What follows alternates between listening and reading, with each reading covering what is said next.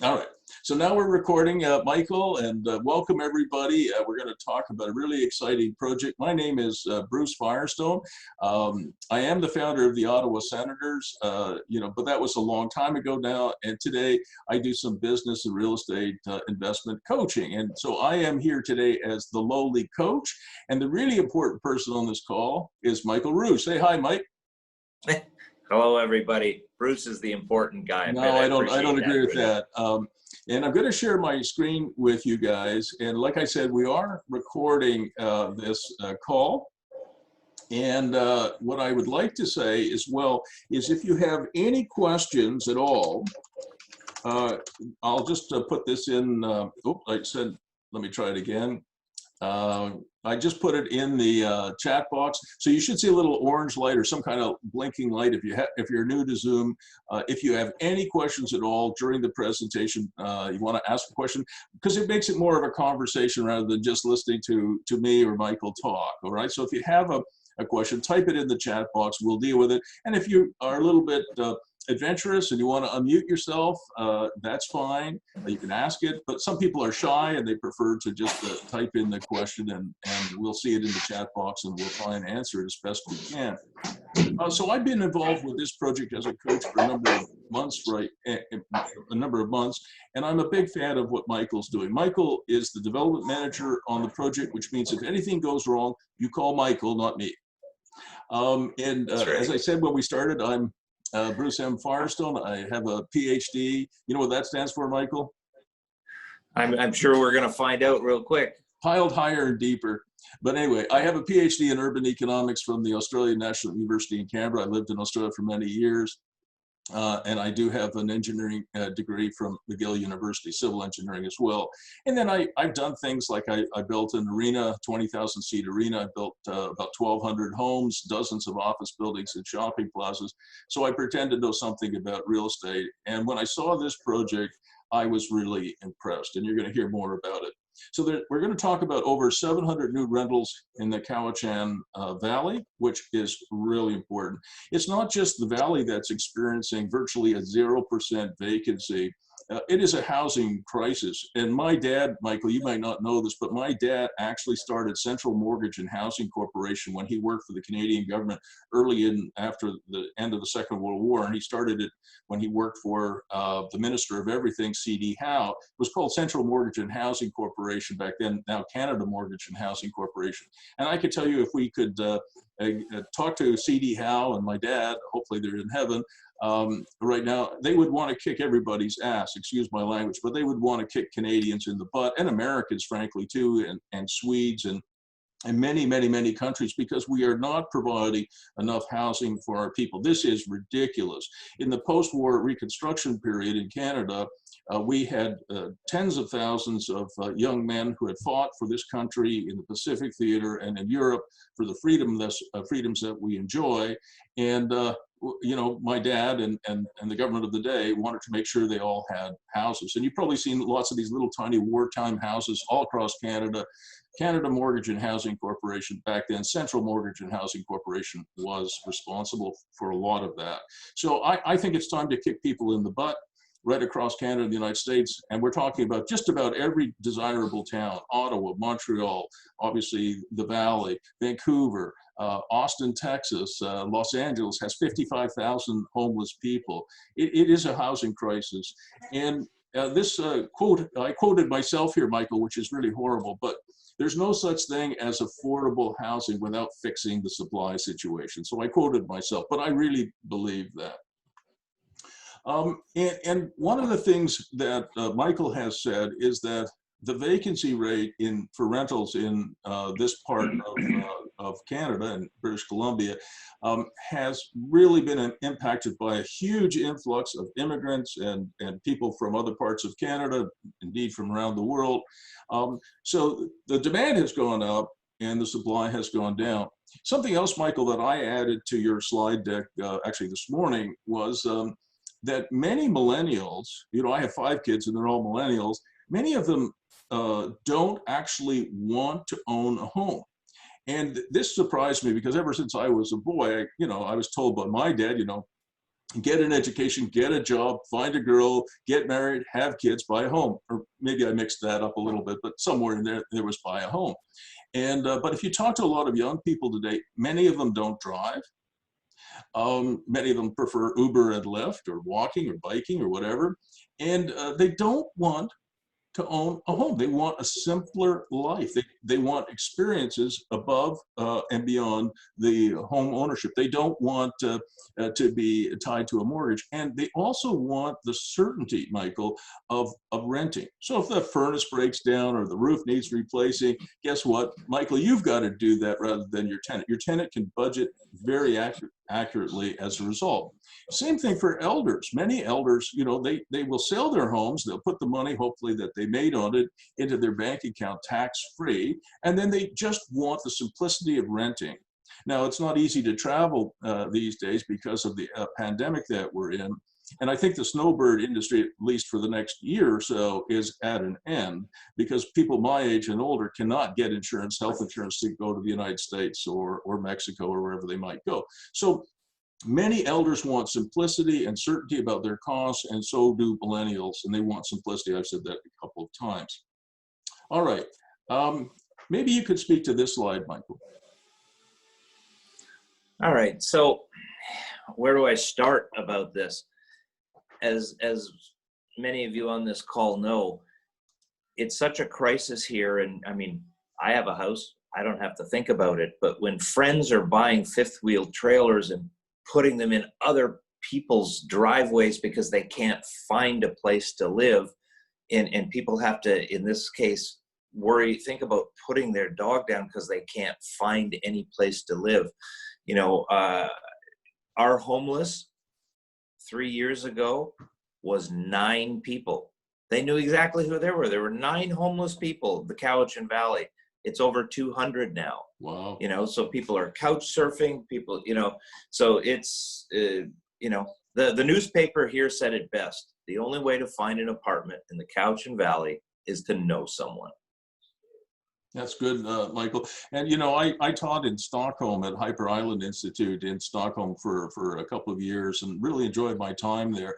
But their housing crisis makes what's going on in your valley look easy. It was almost impossible to find a place to live. Because I was teaching at the university, they provided me housing. Otherwise, I would have been absolutely out of luck. And again, I think you should speak to this slide as well as to what kind of a project that you have in mind, Michael. Okay. Well, you know, in looking at any, and there were very few pieces of property available in the Cowichan Valley that you could put multifamily on, this one was like head and shoulders above the rest. Nothing even had a quarter of the benefits that this has. You can sort of see in the background of the slide that it's Mount Sicker and Mount Prevost, and that's what in BC is called ALR. It's Forever Farm. So it will always be those rolling fields and the mountains then behind it. Wow. And yet on the other side of the block, we have the Walmart Superstore and Home Depot and Best Buy and Canadian Tire and all of those things, and the trails are there. You know, that's, you know, it's the right spot because it has everything. You can hook right up to the Trans-Canada Trail and walk everywhere. We're making it like a little community itself with its small little things in there and easy access to everything else. Yeah, and some of the elements that I think are really important, because I do a lot of this work, not just with you, Michael, but right across Canada and the United States, is things that you've added here, like bike lockup rooms, very important, obviously LED lighting, secure underground parking, storage lockers. You said here some non-smoking buildings, but I would take issue with that. I think they should all be non-smoking buildings. That's just my opinion. In terms of wear and tear on your building, and also just the pleasure that people get out of having smoke-free buildings. And by smoke-free, I mean not only cigarettes, right, but weed as well. The other thing that Michael is talking about and we're talking about is adding workspaces, makerspaces, yoga studios, event rooms, backyard homesteading, which is basically shared garden space, and augmented tenancies. I'll talk a little bit more about that as the slides go on. I've done a little bit of work with Daniels Corp, which is the second largest condo builder in Toronto. And I think their tagline, Michael, is love where you live. And I asked them about that. I like that tagline, love where you live. And one of the things that they did, and this is being recorded, so I better be careful what I say, is they kind of stole an idea from Club Med. I don't know, Michael, if you know what Club Med is. Yeah. Yeah. When I was a younger man, I went there, but then now I'm married with 5 kids. I don't go there. But, you know, it's kind of a hedonistic place. But when you go there, there are people called GOs. They're usually young, attractive young people, men and women, who are called gentil organisateurs. And Daniels Corp actually stole that idea from them. And when they build a building, for the first 2 years, Daniels Corp actually employs a GO to run around the building. And if it's a building full of young people, they'll high-five people and they'll tell them, beer pong tonight. And if it's a bunch of older folks, maybe my age, you know, bridge night, you know. But they found that their condos and their apartments filled up faster, sold for more. People stayed longer because people who play together stay together. And there's a Zulu word that I really like. It's UBUNTU, which means it's really the Zulu word for humanity. I am because you are. It's about community. So if you have a Playland, I call it a Playland, Michael, where you have really simple things like bridge night, beer pong, pickleball, bocce, cornhole, the beanbag toss game, that sort of thing. It makes a huge difference. And one of the key variables in terms of profitability for the landlords and the investors or the lenders, one of the key things that is to reduce tenant churn. If you have to replace your tenants every year, it's a lot of work to do that, a lot of leasing work, but it's also you have to make ready the apartment. So you have to clean them, paint them, whatever. And you lose anywhere from 2 weeks to a month every time you do that. So if somebody stays 4 or 5 years, that makes a big difference. Exactly. That's one of the reasons why we're making them 3 notches above what the average apartment is done, you know, really to condo specs. One, in case we ever want to sell any as condos in the future. But the real reason is that we want it to be that people want to move there. It's not just about providing the housing that's needed. We want the people that have an apartment that want to move to our place because it's a nicer building, better security, better features. It'll be the greenest building in the Cowichan Valley, that's for sure. And when people move into our place, it helps the lower end apartments that become available solve that need. So it really is a circle effect to benefit the community. Right on. It's something else that I'm really keen on is I have clients all across Canada, the United States right now. Believe it or not, Michael, they're replacing a lot of their parking spaces, underground parking spaces, even their surface parking spaces with micro workshops because people are driving less. Older people are driving less. You know, my wife and I, we have 1 car. When we had 5 kids living with us, we had 2. So a lot of these underground parking garages and, of course, surface parking lots are not as busy as they might have been 20 years ago. And so they're converting these to the workshops, which are something that somebody so you have a tenant who lives in the building and he or she has a workshop. That is a pretty cool combination. Again, it improves your ROI, your return on investment, but it tends to give people incentive to stay longer because the apartment is kind of a liability if you think about it, and because you have to pay some money, but the workshop is in fact a place where you can make some money. So just about everybody I know across Canada and the United States was heading towards having their own gig, becoming a bit of a side hustle entrepreneur before COVID-19 hit. And now with almost 8 million Canadians unemployed and 40 million Americans, it's become a flood of new entrepreneurs.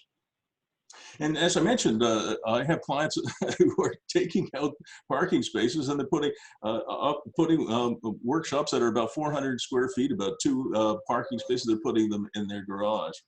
Here's an example of one of my clients in Kitchener-Waterloo. absolutely renovating every spare square foot he has in some of his office buildings for workshops, as well as his apartment buildings. So who are the kinds of people, what kind of gigs are we talking about? It could be any number of things. I just put a few in here, Michael, for everybody to look at. Home-based daycare, pet groomer, dog walker, yoga studio, we mentioned that earlier, hair salon, an Etsy crafter. Do you know what Etsy is, Michael? Yes, yeah, It's the biggest the artist's eBay. What's that? The artist's eBay. Yeah, exactly, except I spelled it wrong. It's supposed to be E-T-S-Y, not E-S-T-Y. So I apologize. It's Etsy.com. It is the largest crafter site in the world. Home-based nail bar, in-home elder care, home-based physiotherapy practice, registered massage therapy. Who knows what it could be? And of course, you've got all the other people like the carpenter, the winemaker, the beer maker, the HVAC guy, the heating, ventilation, and air conditioning guy, the lathe operator. They all want, you know, they live in your apartments and they have workshops. Something else that I'm encouraging you folks to experiment with is something that we started about 6 years ago with augmented tenancies. And this is a little bit too complicated for today. I won't go into all the details of it, but it is a very exciting new way of providing affordable housing. So Michael, the skill testing question here is, how is it possible for a landlord to provide a free apartment and still make more money? I don't know how. There you go. Thank you for asking.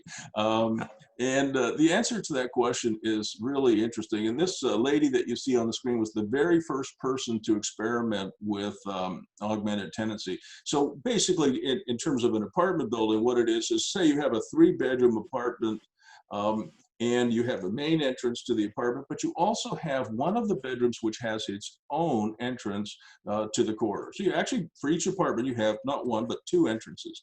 And that 3rd bedroom is a micro suite. That means it's completely self-contained.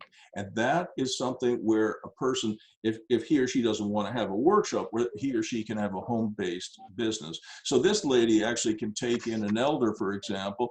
I don't know what it costs to put you know, your mother or your grandmother into a retirement residence where you are, Michael. Do you know what the cost per month is?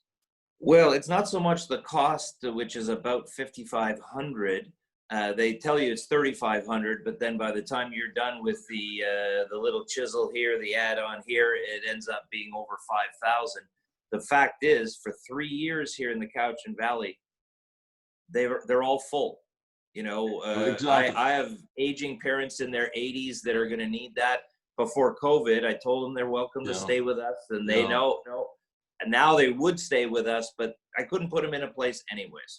Yeah, and so what I think we could see with these 777 units that will be built, what we could see is that some of these people have their PSW, their personal support worker certificate.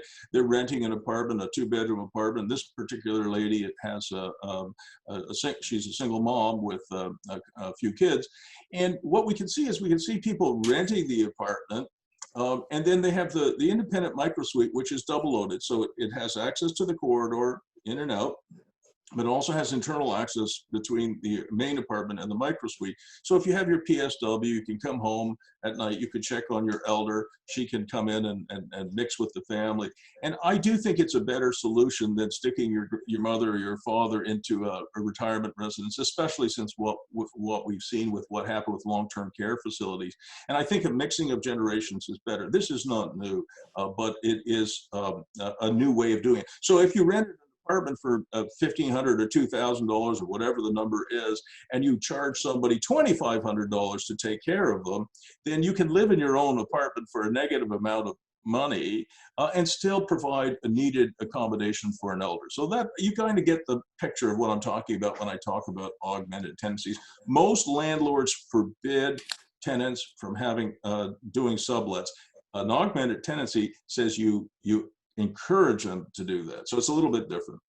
Yeah, and one of the other statistics here that helps, Bruce, is it's 37% seniors already. Wow. And with what's going on down, and with what's going on down in the States, the number of Canadians that used to go down there for 6 months has greatly diminished. right? Even before COVID, Yep. just generally political. Yep. I understand that. And now the rest of Canada, where do you want to go? The only place in Canada it doesn't get cold, doesn't get hot. Well, I totally get that. And then just so everybody knows, Michael took the augmented tenancy, which we also call the gigaplex, and he reversed the model. He said, there's nothing that says a senior can't rent the big apartment and then have a young person in the micro suite, right? And but as soon as he said that, the light went on in my head, and I said, you just improved the model, Michael. So congratulations on that. Can you talk to this slide as well? Sure. Part of it, it's the right thing to do. The PPP, people, planet, and profits. Okay, you have to take care of people. You have to take care of the planet, and every model has to have a profit component. Otherwise, it's not sustainable. People just think about environmental sustainability, but it's also economic sustainability. Okay, so when you put all of that together, it works. And here in the Cowichan Valley on southern Vancouver Island, people are very, very eco-minded, very environmentally sensitive. So we're going to make this the greenest building anyways, because it's the right thing to do. But it is going to get us a better quality tenant. People will pay a premium for rent, and our operating costs will be next to nothing. We've got the top rainwater harvesting guy in Canada who's on board and helping figure out that. So everything for the dog wash and the car wash and the community gardens will all be rainwater. We're putting Tesla power walls in each building in the lobby. All right. So as backup power, and running it there in their cells, electric cars, charging for electric scooters. Okay, being the seniors population, there's going to be e-bike rentals, and car sharing, not to be confused with ride sharing, car sharing, so that people there'll be a pickup truck, a van, a few small cars, a few electric cars. People will still need a car once a week or whatever, and they'll be able to get it. And everybody has their own utilities, which takes the cost down dramatically for operation, and people save because they only pay for what they consume. That's great. So in terms of floor plans, they go from very small micro suites, which are 200 square feet, as you can see on the screen here, to 1,500 square foot full-size penthouses. Rents will range from as low as $555 to considerably more. Something that you see on the screen here as well, which we pioneered in Ottawa, where I live now, and that is a tech package. Every apartment will have the best technology installed, ready to go when somebody moves in. So there will be large screen TVs on the wall. There will be keypad locks. There'll be Nest thermostats. There'll be obviously high-speed internet and great Wi-Fi without dead spots. Netflix, Showtime, Spotify, Prime, HBO, all of that. It's really important. We've been experimenting with these tech packages, really multimedia packages now, for about 7 years, and it's been a big, big success. I put this slide in, Michael, actually, again, early this morning, because this is a tenant that of ours. We have about 352 units or doors that we manage and own. And I did this lease myself. I don't know how she got a hold of me, but she did, and didn't go to a property manager, got through to me, and I was glad to hear from her.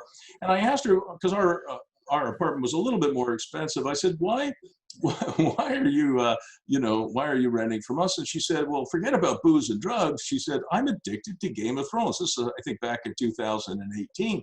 And the fact that she could rent one of our apartments and all the technology was ready to go. I don't have to tell anybody on this call how long it takes to talk to Verizon or AT&T, Bell, TELUS, whoever, Rogers, I guess, in Ontario. To get all of this technology working, and people can rent these apartments. And then it turns out during COVID-19 that, thank goodness, we equipped all of our units with this really, really good technology, because it has really helped our tenants make a living during this crisis that we're living through. That's right, Bruce. And let me tell you of how well that works. one of the, you mentor me, right? I've been mentoring a guy for 20 years. He started 7 years ago, finally buying a property. He's up to 36 units now. Wow. He's in a lower market where the average rent is $450 a month. Wow.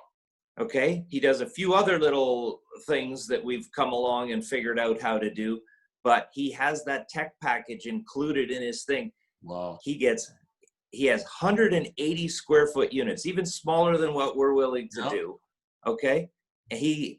We just finished 10 more, rented them all at $900 a month. So he's double the market average just because they get free HBO. Well, you know, and I have some rural properties, and you know, I rent to roofers and you know, plumbers, electricians, young people who are apprenticing. And if anybody thinks that they don't appreciate good internet, that would be a big mistake. Not only for the entertainment, but also to run their businesses. I mean, if you don't have internet today, it's very difficult to run your business. So if you're a roofer, you need internet. You do. So there you go. All right. Now, on the property appraisal, I put the cartoon in here, Michael. What happened to you on the appraisal is as common, I think, as finding a hand with teeth. That's right. You know, I've probably had 100 appraisals done in my life, probably more. And they always come in 10, 20, 30% less than what you've paid. And you're going, what? You know, when you're doing any interesting project. But to give you an idea, since we started tying up these properties over a year ago, one just sold on the other end of our block for 40% more than what we're paying per square foot of land. So we've got this appraisal. I told the appraisal it should be 2 million more than that, but they said, no, we can only do this, but it's still 2 million more than what we're paying for everything. So we're already, you know, in the money, for lack of a better term. So it's great. We're on the right track. We're in the right spot at the right time.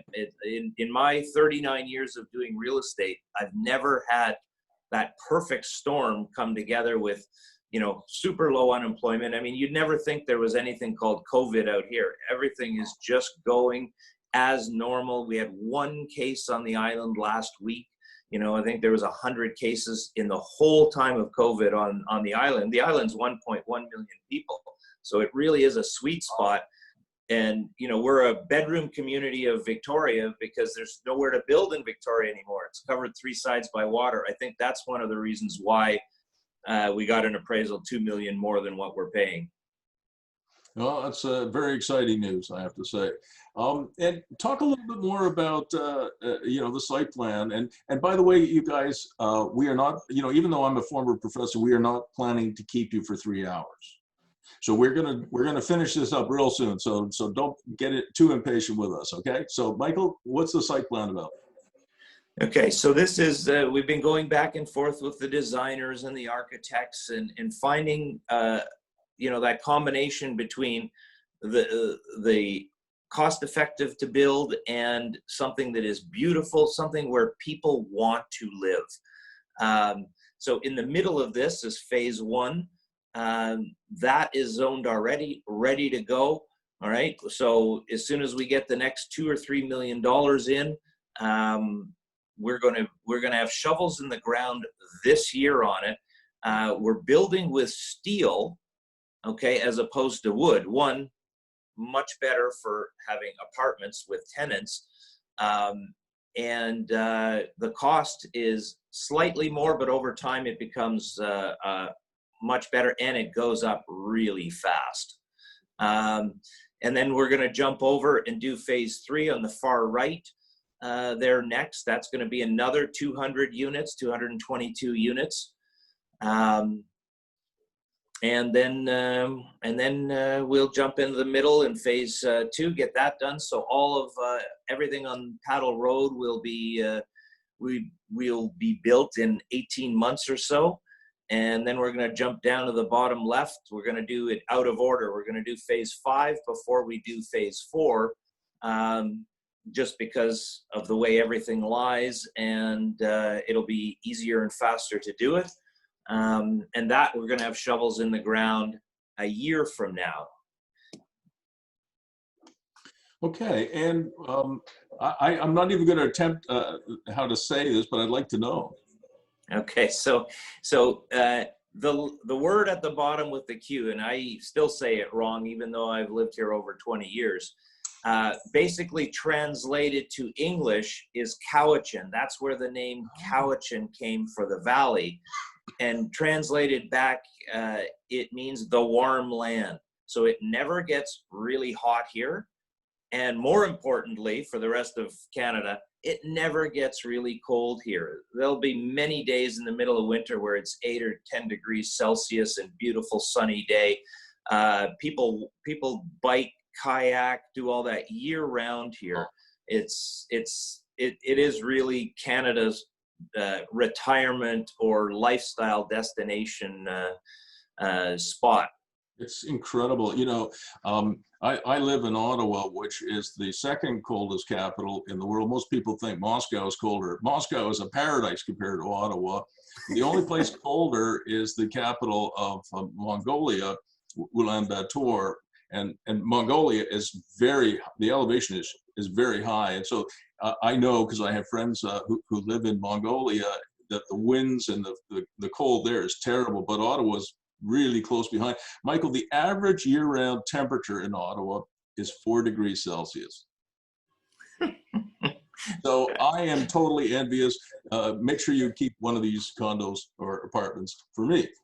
Absolutely. So tell me, is there anything to do in the valley? Yeah, as I mentioned, the outdoor life is big here. You know, the ocean's right there. Okay, so people are kayaking and all that sort of thing. The Trans-Canada Trail system goes right through. It's just on the other side of Walmart. So it's a block and a bit away from us. You just go on the Trans-Canada Trail, and you know, I walk it almost every day. It's just a great trail system. You can go up to Lake Cowichan. You could go down to Victoria. You know, there's mountain biking. Boating. Lake Cowichan is a big boater's paradise. It's a huge lake. It's 20 minutes away. You know, so any waters, you know, sailboarding, windsurfing, that sort of thing. There's 2 golf courses. One is about 4 or 5 minutes away from the property. The other one's about 10 minutes away. And you can golf year round here. One of the few places in Canada you can golf year round. Yeah, and on either side of the property, the RCMP, the station, $48 million is going in. They're just putting in a new super high school about 1.5 kilometers away. They're starting this year the $700 million regional hospital. I mean, this is you don't have to go to Victoria and Nanaimo anymore. When I moved here 20 years ago, you would always have to go there. Now you can do everything, and it's still got that small town feel where you can get to anything in the greater Duncan area in 9 minutes. Incredible. And so there's no traffic. So is there, what is the height of these buildings that you're building, Michael?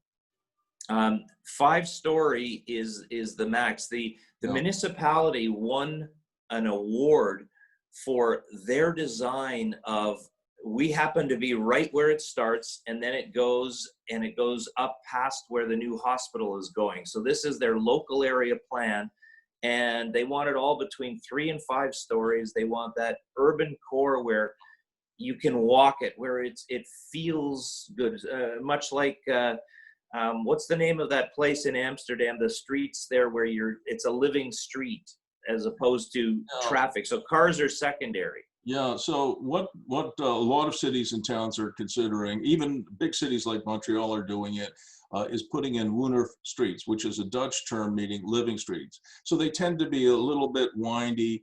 They tend to prioritize pedestrians and bicycles, children, elders. And cars are welcome, but they're guests. And the average speeds, Michael, on these winter roads for vehicles is faster than walking speeds, but not much faster. You hunt along at 6 or 9, 10 kilometers an hour, and that's about it. But the reason I asked about the story height is a few years ago, the World Health Organization did a study of the people who were living to be 100 up. You know, what was involved with that? Around the world, they looked at Ecuador, they looked at Canada, the United States, Europe, Africa, they looked at many, many, many nations. And they found, surprisingly to them, they weren't looking for it, but they found that people who continued to walk and people who continued to do stairs lived longer. And so when people who are in their 50s come to me, because I'm also a real estate broker, and they say, oh, we should buy a bungalow so we don't have to do stairs, I try and talk them out of it. And so doing stairs for all of us is a good thing. And I encourage everybody who's on the call today and people who might be listening to it to do stairs. So if you've got 3 to 5 stories, you know, my mother-in-law is 95. She still runs our house with an arm fist, and she will still do stairs. And she's 95, soon to be 96. So there you go. Yeah. Now, in terms of what we're asking you guys to consider today is becoming involved with the project. And I'm going to let Michael talk about this. Okay. So, you know, we do 2 ways. We have people that just simply lend money to the corporation. You know, banks are down to around 1% right now. We pay 5%. Okay. And you know, you can have that in there for 2 years. You can have that in there for 10 years. Your choice. You know, anything 150,000 or up, you're just making a simple loan to the corporation. So, you know, it's not a big complex thing. It's a simple loan agreement. And then the other one is people that have a more significant amount, that have $500,000 or $1 million or $2 million.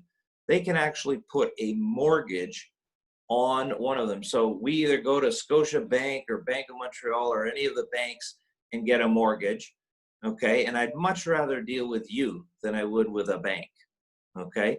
And you put a mortgage on, and we pay 5% on a first mortgage, and we're paying 10% on a second mortgage. So, you know, the interest rate is great. And then whatever gift we give someone of the company, obviously, if somebody helps the company, it makes sense for us to give someone a gift that is a equity, shares in that company, okay? And there's no cost for those. Those are a gift.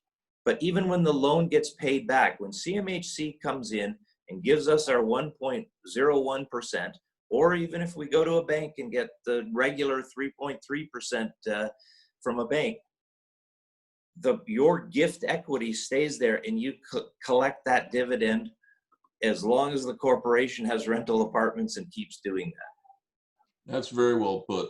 And by the way, I kind of second what you're saying about Canadian banks. You know, even before COVID-19 hit our economy pretty hard, I said to many entrepreneurs that I coach and mentor that Canadian banks love to lend money to people who don't need it.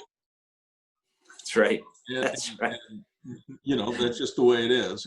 And I talked to a very senior banker at the Bank of Nova Scotia about 3 weeks ago, and she told me that the Canadian banks, their number 1 priority at this time is survival of the bank.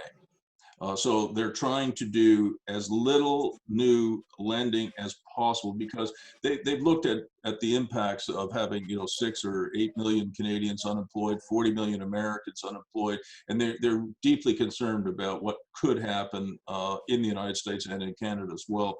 So their priorities is the survival of the institution, not lending money to entrepreneurs like you and me. That's right.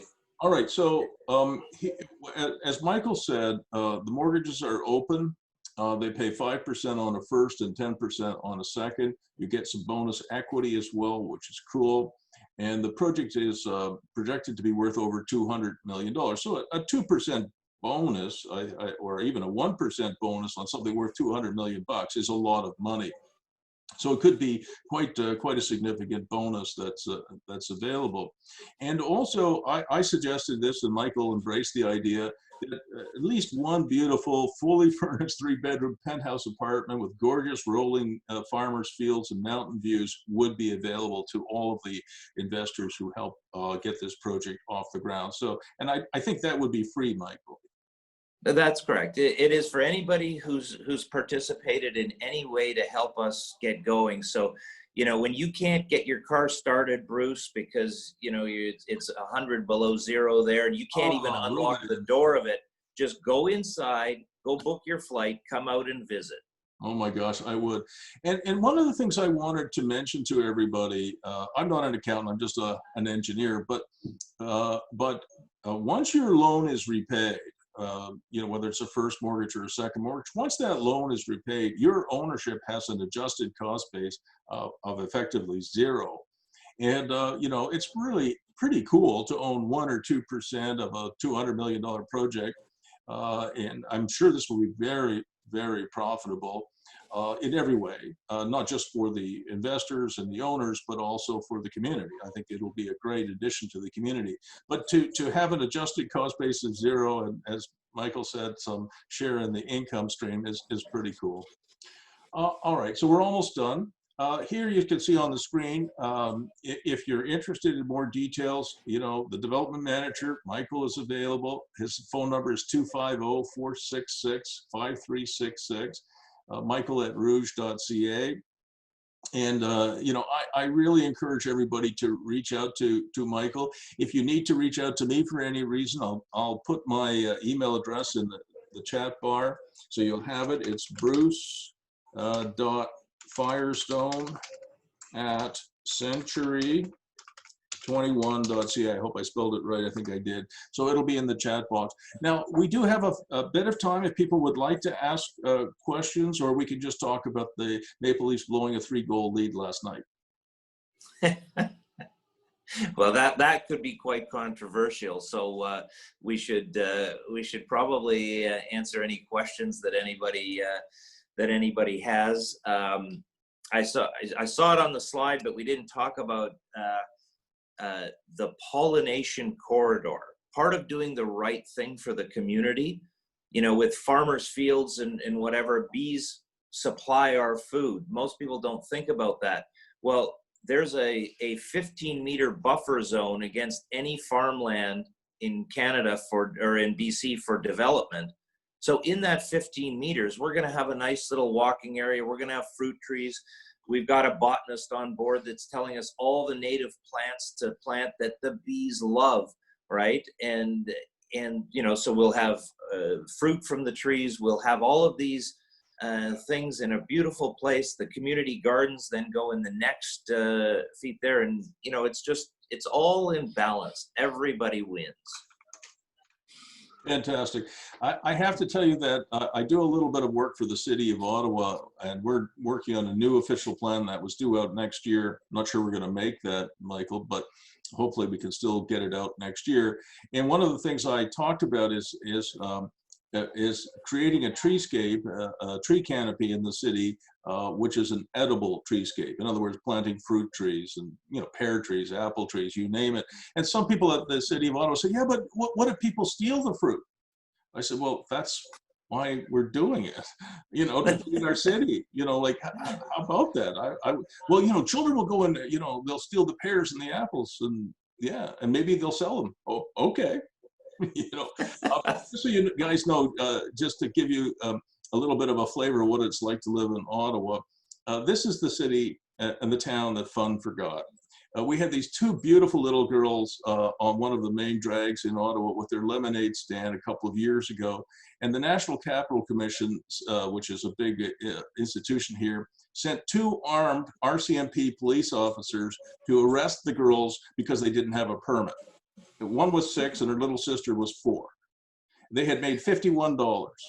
So, you know, we have a ways to go to become the friendly community here in Ottawa.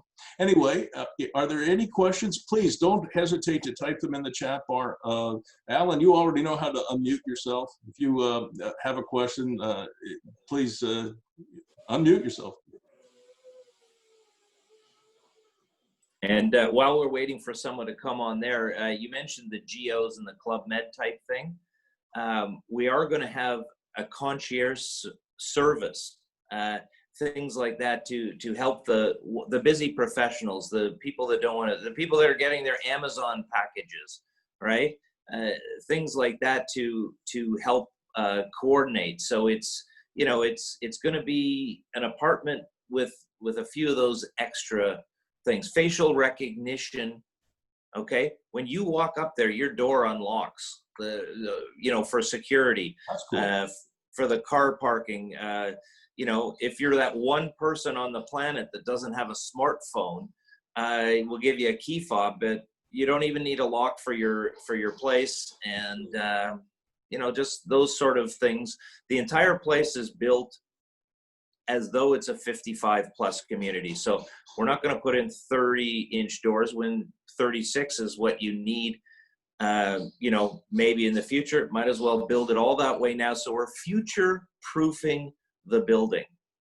Well, I think that's really important, and certainly something that Westerners in this country have pioneered. I mean, zero-step entry homes. I've been trying to get the community, the builder community in Ottawa, to do zero-step homes for more than a decade. You know, in Alberta, for example, it's just done. You know, they just do a beautiful job landscaping, so you can, you know, have a zero-step home. So if you're in a wheelchair or you're using a walker, but even if you're a young woman or a young man with a baby in a baby carriage or just bringing in your groceries, the zero-step entry is great. And I prefer those, Michael, to the, you know, the things that you see in front that kind of like do that. The ramps, they kind of stigmatize a house. So if you do it with landscaping, it just blends into the whole area. So anyway, listen, for everybody who has joined us, I really appreciate the time you took today to help Michael and me with this project and to pay attention for, you know, it's almost 45 minutes, actually a little bit more than 45 minutes. And I think that's about it. Michael, do you want to say anything else to close? No, everything's great. Thank everybody for their time. Thank you, Bruce. I appreciate your efforts on this and all the great connections you're giving us and lining things up. It's great. I appreciate it. All right. So everybody, we'll see you later. Thank you.